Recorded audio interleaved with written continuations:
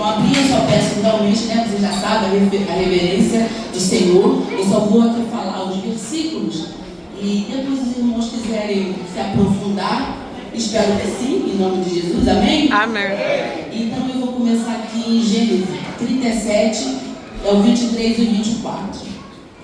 E aconteceu que, chegando José a seus irmãos, tiraram de José a sua túnica, a túnica de várias cores que trazia, e tomaram-na e lançaram-na na cova. Porém a cova estava vazia, não havia água nela. Depois nós iremos para Gênesis 37, agora 27 e 28. 27.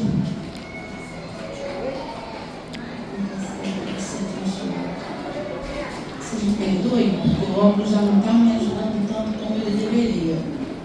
Mas é coisa da idade, né? Só fica com o olho ruim quem não morre antes. Então vamos dar graças a Deus. 23, 26. Deus da glória. Eu estou colocando aqui, eu vou na Bíblia. Quis fazer no celular para ser mais breve, mas Deus sabe todas as coisas. Pastora, se quiser, está escrito já. Ah, perfeito. Olha, chiqueza é outra coisa, né? Eu estou aqui presa em coisas. Vinde vendo esses ismaelitas e não sejam nossas mãos sobre ele, porque ele é o nosso irmão, nossa carne, e seus irmãos obedeceram. E a próxima passagem é Gênesis 39, o 20 e o 23, amém? Aqui eu estou falando passagem do José. Eu amo passear pela história de José, porque eu me identifico muito com José, né, na minha modesta. Então, no primeiro, fala que ele foi para o poço. No segundo, ele vendido como escravo, e agora ele como presidiário. E o Senhor de José o tomou e entregou na casa dos cárceres, no lugar onde os presos do rei estavam encarcerados. Assim esteve ali na casa dos cárceres. Os irmãos podem se sentar em nome de Jesus. Irmãos, quando o pastor Severino me convidou, né, a igreja me convidou semana passada, falou que o tema teria ser importante que fosse a vitória depois da adversidade. E quem aqui não vive a adversidade? A gente vive a adversidade. Às vezes vocês vão olhar assim, a Janaína, toda animadona lá, não vive. Irmãos, Jesus falou que no mundo nós teríamos aflições. Ele deixou essa dicona para a gente. Na verdade, ele deixou muitas dicas numa dica só. Porque quando ele fala ali em João 16, 33, ele fala que no mundo nós teríamos aflições. Então significa que a gente tem uma aflição, faz parte do negócio. Segundo, ele falou para a gente ter bom ânimo. Olha que dica maravilhosa. É fácil? Não estou falando sobre ser fácil, ser difícil. E a terceira dica, dentro dessa dicona, é que eu venci o mundo. Ele fala que ele venceu o mundo. Então eu fiz uma analogia, né, porque eu viajo muito, né? Meus pensamentos, eu sou de viajar. E aí eu fico pensando, se você tem um amigo médico e ele fala, Janaína, olha, meu amigão, não é meu colega e nem meu conhecido, ele é meu amigo. E aí eu estou com um problema de saúde, para quem eu vou ligar? Para o meu amigo médico, não é isso? Mas se ele for só meu conhecido, será que eu vou ter coragem, intimidade? Se ele for meu colega, eu posso até ter uma cara de pau de ele pedir, mas também eu posso ouvir um não. Agora, se ele é meu amigo e ele venceu, né? Jesus fala que ele venceu. Então, e aí? Que relação que eu tenho com esse ser magnífico que falou que ele venceu? Quando ele fala, eu venci o mundo, ele está falando, olha, cola comigo que vai dar bom. Essa grande, sabe? Não é, ele não está ali tipo, olha, eu sou o cara, não. Ele está dando uma dica para a gente. Aleluia. E a gente precisa pensar sobre isso, sobre a nossa manutenção com Deus, sabe? A nossa manutenção. Porque a gente pensa que é vir à igreja, aí é vir, se tem terça, a gente vem terça, se tem quarta, e a gente acaba virando o quê? Religioso. E a gente precisa ficar ligado. É interessante que eu ouvi falar de José, já estou Eu sou assim. Um tempo vocês vão acostumar, porque eu vou ser chamada outras vezes também, que eu sei disso. Pela fé. Pela fé. Inclusive, pastor e pastora Adriana, a gente podia pensar aí em um culto a Jesus e cada um trazendo o seu testemunho, mas porque eu quero vir. Eu gosto de dividir muito as coisas que eu passei. Não é por orgulho, não, Deus sabe. Eu preciso ouvir, eu preciso dividir o que eu vivi. Porque eu sei que é muito fácil as pessoas verem as outras. Não sabe de nada, ela não tem noção. Irmãos, eu já hidratei minha perna com óleo de soja com água e ficava hidratada. Eu já vivi isso. E eu tenho muito orgulho de falar que eu vivi isso. Eu tive que fazer massa no box do banheiro. Eu fui morar na minha casa, que eu fiz 10 anos fazendo, mas não estava pronta, mas eu fui. E aí eu amarradona ali na casa, ajeitando uma coisa ou outra. Quando chegou umas 8 ou 9 horas da noite, que eu fui tomar banho, eu vi que no chão do box não tinha cimento, era terra. Aí eu, meu pai, eu tive que fazer ali, não sei se a Teia se lembra disso, depois eu comentei com ela. Aí eu fui fazer ali uma massa, nem tinha Google para eu saber como é que fazia a massa, não. Eu fui lá, fiz uma massa e tive que tomar banho no quintal. E isso, a gente vê aqui, são universidades. Ai, mas isso não é universidade. É assim, irmão, vamos falar com uma mulher, né, que depois trabalhou o dia inteiro, quer tomar um banho e vai tomar um banho e não consegue tomar um banho, né? Então eu gosto muito de o José, ele era dito com os irmãos dele como ele era um sonhador. Porque quando ele tinha 17 anos, ele teve um sonho. Eu vou tentar sintetizar aqui. Ele teve um sonho que os fechos se abaixavam, ele estava no meio, e os fechos eram os irmãos. E aí o pai ficou indignado, os irmãos já ficaram mais indignados com ele, porque ele foi o último filho de Jacó, que já era Israel, o nome dele. E então os irmãos já tinham uma coisa ali com José. E o José, tadinho, 17 anos, não tinha maturidade, né? Se a outra ele, vou esperar no Senhor. E ele contou um sonho animado, e os irmãos que tinham inveja dele, mais inveja ficou, tramaram ali, e jogaram no poço, no poço. Ali José teve a primeira vitória, porque o poço estava vazio, porque senão ele ia morrer afogado.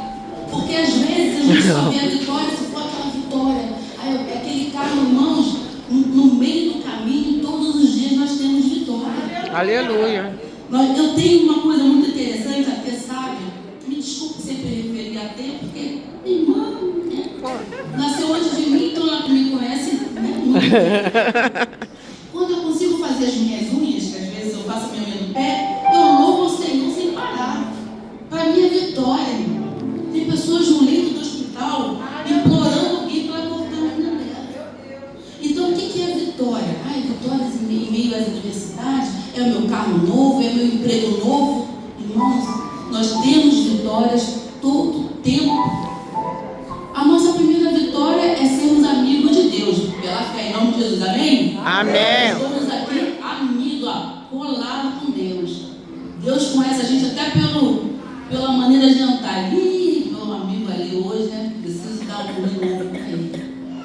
Então é importante a gente discernir muito bem sobre o que é vitória e o que o mundo diz que é vitória. Porque a diversidade, né? Jesus já falou para a gente que a gente teria, são as aflições do mundo. E a gente precisa, sabe, recalcular rotas, amadurecer, como o José no decorrer, ele amadureceu. Porque ele ali no cárcere, ele teve a oportunidade de conhecer um padeiro e um copeiro que estavam presos, e ali eles tiveram um sonho, e o José foi discernir o sonho. Mas eu não falei porque que o José chegou no cárcere, né, gente? Ele trabalhava na casa do faraó, que era o chefe da guarda. Quando ele foi vendido como escravo, ele foi trabalhar na casa do faraó. O faraó se agradava, que ele era muito detalhista no que ele fazia. E isso é importante. Às vezes as pessoas dizem, eu quero trabalhar lá, faz isso aqui bacana. Eu teve um tempo, eu não vou me lembrar quando, teve um grande concurso para Conúbio, vocês se lembram? De que todo mundo tinha que ir para São Bódromo para fazer lá um... Eu fui dormir naquela fila, deixei meus filhos com uma pessoa e fui lá. Aí eu até brinco, que nem para varrer rua eu servia, porque eu não passei. Mas eu falava que se eu fosse dali, eu ia fazer o meu melhor, eu ia ser melhor. Porque a gente precisa também mergulhar. Às vezes a gente não consegue galgar o que a gente quer devido ao nosso comportamento. Faz o teu bacana. E José era bem de vida. E aí, quando ele foi vendido como escravo, ele não ficou vendo a riqueza do faraó. Aí, não, ele fazia o melhor. E ali o faraó falou assim, poxa, ele é uma bênção. Onde ele colocou? Porque ele tinha intimidade com Deus. E aí a mulher do faraó, a mulher de Potifar, ele foi trabalhar na casa de Potifar, que era o chefe da guarda. E aí a mulher do faraó, porque a palavra do Senhor diz que o José era atraente e de boa aparência. Então José era top. E ela ficou encantada pelo José. Essa sabedoria, né? Que ela já tinha lá, uma dela. E aí ele ficou ali firme, focado. Ele preferiu ser preso do que se deixar levar. Olha que coisa, gente.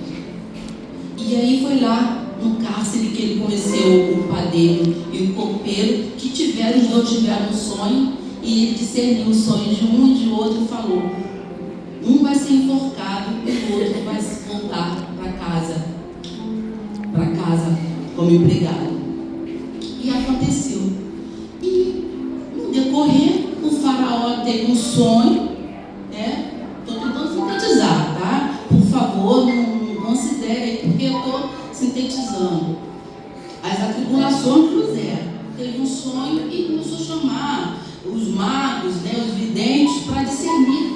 Ele sonhou com 7 vacas magras, com 7 vacas gordas, saudáveis.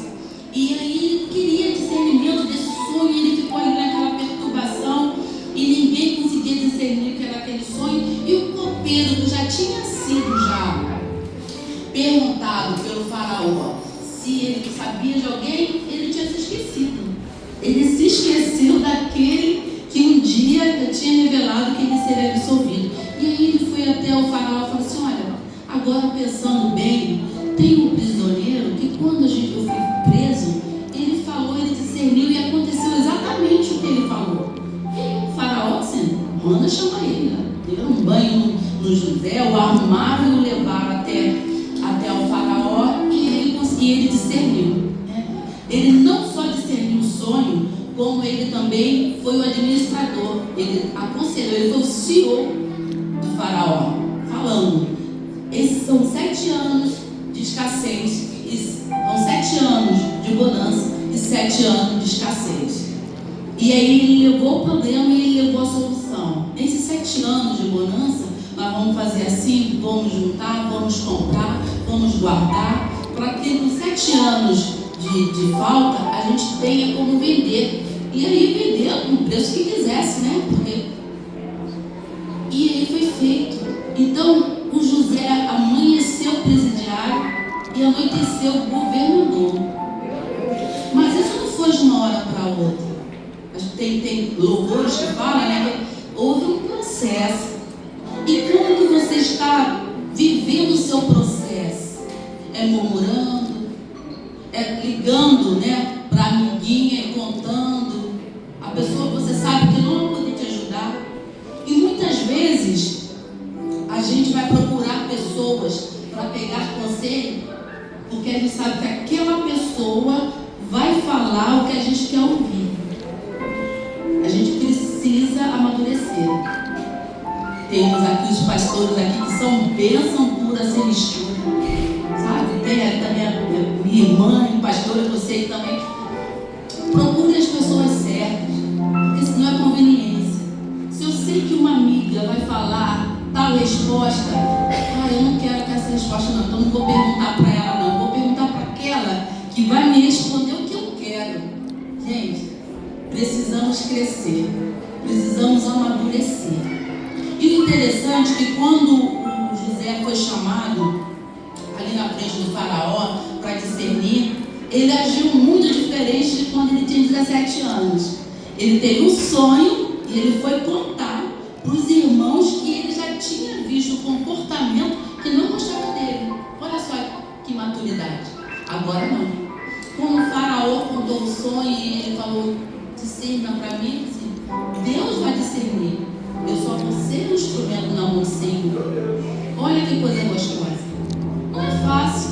A gente tem muita vaidade, mas nós precisamos também trabalhar essa vaidade para que a gente possa alcançar essa vitória. Ah, o que é essa vitória? Como eu volto a falar, vitória é quando você chega à noite, você viveu o dia inteiro, você ali ora e vai dormir. Irmãos, é uma vitória. A gente sabe como que está esse mundo aí. Qual é a palavra que fala? As pessoas falam muito isso, né? Poderia ser comigo. Está repreendido. Se as pessoas soubessem o poder da mente, não falaria nada de negativo. Isso não é ser sobre ser otimista, não. Isso é neurociência pura. O que você fala, o nosso cérebro, ele pode ser enganado, né? Eu falava que o cérebro, quando comecei a estudar neurociência, eu falava assim: nossa, nosso cérebro é tão burro. Não sei se ele é burro, mas ele pode ser enganado. Tanto é que se você vê um filme de terror, você fica estressado. Você está levando um filme de terror, se alguém passa na porta, ai, que foi, me assustei. Porque o seu cérebro entende que você está naquele ambiente de terror e que não é só um filme. Por isso que é importante, pena que não tem mais jovens aqui, que é importante não ver filme de terror. A gente ativa glândulas cerebrais que faz um estrago para a vida inteira. É um estresse, como chama, o estresse tóxico. Que a amígdala fica desenvolvida e a pessoa sempre está em alerta. Ela sabe aquela pessoa que você fala alguma coisa, a amígdala dela está desenvolvida. Chama-se de estresse. Uma coisa é o estresse, eu tenho uma prova e eu estudar. E tenho que estudar, eu estou estressada. Ok, isso é um estresse normal, por incrível que pareça. Mas outro estresse é isso. Estou aqui, aí eu me lembro de uma coisa. Vocês me perdoem, eu me lembrei de uma coisa. Esse é o estresse tóxico. E isso diminui, esse estresse diminui o tempo de vida. Então a gente precisa o quê? Escutar louvores, dançar. E a minha cozinha, irmão, você não tem noção, ainda bem que não tem uma câmera lá. Danço, pulo, meu Deus, é pro Senhor. Isso é importante. A palavra, sabe? Vamos parar com esse negócio que tá ruim, que tá bravo. Olha, a Bíblia é neurociência purinha.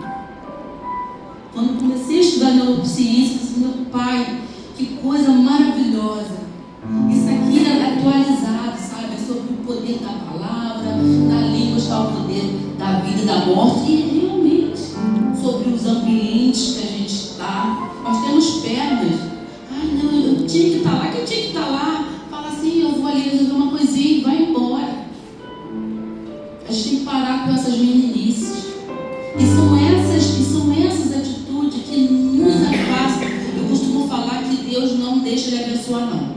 Eu costumo falar como se fosse uma fila espiritual e que a gente está ali na nossa fila, ali na nossa vez. Aí acontece uma coisinha, a gente se distrai e as pessoas vão passando. Claro, a gente volta para a fila pela misericórdia, eu creio, mas a gente perde tempo. A gente perde tempo. A gente precisa trabalhar isso, sabe? E entender que a vitória não tem a ver com os bens materiais. No dia que a gente para pensar sobre isso, a gente sofre menos e bens materiais a gente conquista ou não conquista. A gente fica muito, ainda mais hoje com a internet, né? A internet mostra o mundo pra gente e até fala assim: olha, não se liga que está na internet não, porque as pessoas não vivem aquilo não. Não tem inveja não. Mas é como se a pessoa vive a vida dela também. Porque tem pessoas que vivem realmente com mentira na internet, mas tem pessoas que realmente vivem aquilo. Sabe, a gente não pode invalidar, são pessoas que conquistaram aquele lugar. E ok, e que a gente conquista o nosso. Porque isso nos afasta dessa vitória. tem de ter coisas, de andar de iate, sabe? Isso aí são coisas secundárias. Eu sei que existem momentos nas nossas vidas que a gente pensa assim, não dá mais. Eu sei, mas em nenhum momento José aqui relata que ele fala que não dá mais. Eu não quero que ninguém levante a mão, mas olha, quem foi julgado no diabo no poço? Quem foi odiado por todos os irmãos? Quem foi preso injustamente? Não estou falando ser preso justamente, não. E a gente às vezes fica se sentindo tão injusto por coisas que a gente é responsável. Nós fazemos às vezes mais escolhas. E aí quando está ruim, a gente fala assim, não é a vontade de Deus, está na mão do Senhor. E Jesus fala assim, não está na minha mão não. Você escolheu sozinho. Ele é misericordioso? Claro, Ele pode. Pela misericórdia, pela graça, ir ali resgatar. Mas nós precisamos ser responsáveis pelas nossas escolhas. Tem uma história que eu conto de muito tempo. A menina olha o menino, se arrepia. Ai, amor da minha vida. Casa, apanha. Meu Deus, por que o Senhor fez isso comigo? Se ela se arrepiou sozinha. E isso é interessante, porque quando dá ruim, a gente pode na mão do Senhor. Não, o Senhor está tratando. Isso aí, meu Pai. Vocês acham mesmo que Deus vai ficar com o controle remoto? Sofre, sofre, sofre, pensa. Ah, tem uma bênção, então agora ele pode sofrer, sofre. Irmãos, nós somos cheios de falhas e a gente não faz isso com os nossos filhos. Como que poderzão, Deus, puro poder. Se ele pensar em nos amaldiçoar, ele já morre. Eu acho que eu tenho certeza disso. Se ele pensar assim, eu acho que ele morre, porque é muito poder.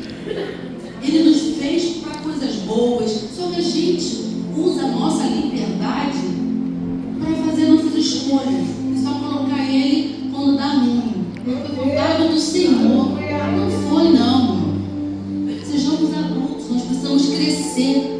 E não é só espiritualmente não, tá? Às vezes é até mesmo amadurecer, crescer. E eu esqueci da água. Olha, semana passada quando eu vi essa água assim, que coisa gostosa. Ela ama. Eu vou beber, já estava esquecendo. Ela ama água com gás. Irmãos, eu não vou me alongar. E por incrível que pareça, eu não falei nada no gibi. Porque é Deus, né? A gente só se coloca. Eu só preciso falar para vocês, né? Eu fiquei assim, eu não gosto de trazer testemunho na palavra. Mas como é a diversidade, eu só quero trazer só um testemunho da minha vida. E que, para falar quanto Deus foi maravilhoso e é maravilhoso na minha vida. Então, não tem uma vez que eu estou na igreja e que eu não agradeço. Deus me tirou de um círculo de macumba. Eu, com uns 12 anos, recebia todas as entidades. Assim, iam pessoas lá me ver porque eu era muito pequena. E minha mãe me levava e aconteceu uma coisa muito interessante. Ela me levava, era domingo, 5 horas da tarde, acho que começava às 6. E aí, eu ficava parada e só saía lágrimas dos meus olhos. Minha mãe tirava toda a minha roupa, botava aquela roupa e eu ia lá e recebia as entidades. Todas eram recebidas. Imagina uma criança de 12 anos receber todas as entidades. Mas Deus me tirou desse lugar. Esse foi o meu poço. Já passei por algumas coisas bem delicadas, mas isso que quando eu comecei a conhecer José, para ter tempo, e eu falei, esse foi o meu poço. Se tinha água ou não tinha, eu não sei. Só sei que Deus tinha um plano na minha vida. E eu sempre vou ser grata ao Senhor. Eu sempre vou ser alegre, porque eu era triste. Eu ficava dias sem falar. Porque a entidade vinha, ficava ali. E tinha dias que eu ficava, tinha semanas que eu ficava dias sem falar com ninguém em casa. E a família não entendia e falava assim, a Marina está naqueles dias. Mas eu não era aqueles dias de mulher não, tá? Eu tinha 11, 12 anos. Era aqueles dias de não falar com ninguém. E ali era um espírito, né? Então, irmãos, eu não sei qual foi o seu é o seu poço? Qual foi o seu poço? Só sei que você está aqui hoje. Aleluia. Então, hoje você venceu, você é vitorioso. Vamos parar com esse negócio que vitória são coisas que o mundo diz. Aqui isso são outras coisas que são bacanas, é bacana, coisas legais. Não vou ser hipócrita falar para você que não é melhor eu andar de Uber do que andar de ônibus. Não é sobre isso. Eu não estou falando sobre isso. Isso é legal. A gente merece, somos princesas e príncipes do Senhor. Precisamos conquistar isso sim. Precisamos sim. Mas isso são coisas secundárias. Que a gente possa ter o foco como José teve. E olha que ele nem sabia do que ia acontecer com ele, que ia chegar a governador. Mas no decorrer das tribulações, ele tinha um alvo dele, que era Deus. E que a gente possa, sabe, sempre trazer cativo. Porque Deus é especialista em transformar a maldição em bênção. Ele é especialista nisso, irmão. Não tenham dúvidas. Vamos ter esse dia de culto ao Senhor com testemunhos. E cada um vai trazer o seu. Olha só, pastor, me perdoe. Mas isso nasceu assim. Porque é importante, edifica a nossa fé, sabe? Edifica o irmãozinho, sabe? Porque Deus trabalha nos detalhes. Deus trabalha para aquele que quer um emprego e para aquela que precisa de um cheiro verde, mas o dinheiro não deu. E chega lá na feira, vai comprar 2 tomates e o gerente fala assim: o patrão, leva esse cheiro verde. É Deus trabalhando, irmão. Vamos parar com esse negócio que isso não é bênção, não se lembrar. É bênção. Deus é um pai amoroso de detalhes. E naquela hora era o cheiro verde que você precisava. Então isso nos tira o foco do que realmente é a vitória. Que a gente possa pensar, refletir sobre o que é vitória, sabe? A gente está aqui num domingo à noite, estamos aqui reunidos, são carinhas lindas, isso é vitória. Pensa que tem lugares no mundo em que a Bíblia, a pessoa tem que rasgar a Bíblia, jogar num vaso sanitário ou enterrar, porque se souberem que ele está com a Bíblia ali, ele é morto por isso. E mesmo assim, ele está com a vitória. Ele está levando a palavra do vitorioso Master, que é o nosso Deus. Amém? Amém. Não vou me alongar querendo falar de parar. Então, irmãos, eu gostaria que essa noite, se você, com você mesmo, que você pensasse assim: como que está a minha relação com Deus? Estou amigo? Estou colega? Estou conhecido? Não, estou amigo. Mas não tem um casal que renova os votos? Faz 25 anos, né? Aí renova os votos. Eu acho aquilo tão bonito. Tem 10 anos, renova o voto. É manutenção de relação. Quando seu marido, varão amoroso, leva para você uma rosa pela fé em nome de Jesus, ele está pensando ali em renovar. Fala, Deus. Quando a sua esposa não usa a blusa no candidato para dormir, fala, Deus de novo. Então, se você tem um desejo no coração de fazer o renovar de voto com o Senhor, você já é da igreja, ou você é convidado, que você possa colocar a mão no seu coração, vir aqui na frente, para que a gente possa fazer uma oração. Também, se você estiver ok, glória a Deus, aleluia, assim se sabe. Amém? Amém. Mas eu gostaria de fazer uma oração pela igreja. Querido Deus, Pai amado, Senhor, quero te agradecer, meu Pai, por esse privilégio, meu Pai, de estarmos reunidos em teu nome nesse santo lugar, Senhor. Abençoa, meu Pai, cada vez mais esse lugar, Senhor. Abençoe, meu Pai, os pastores, Senhor. Abençoe cada membro, Senhor. Tu os conheces, meu Pai, e pela minha fé, eles são amigos de ti.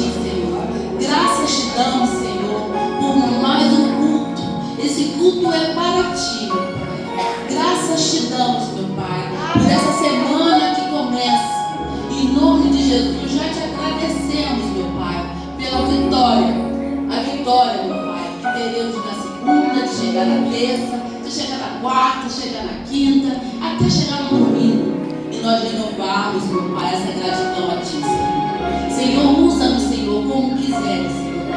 Graças te damos por essa noite abençoada. Graças eu te dou, meu Pai, por hoje, pela Tua misericórdia e graça, meu Pai, ser a emissora da Tua palavra. Que essa palavra entre nos nossos corações e faça morada, meu Pai. Essa oração que te fazemos, te agradecemos, um coração muito grato, em nome de Jesus. Amém. Que a igreja possa aplaudir o Senhor. Glória a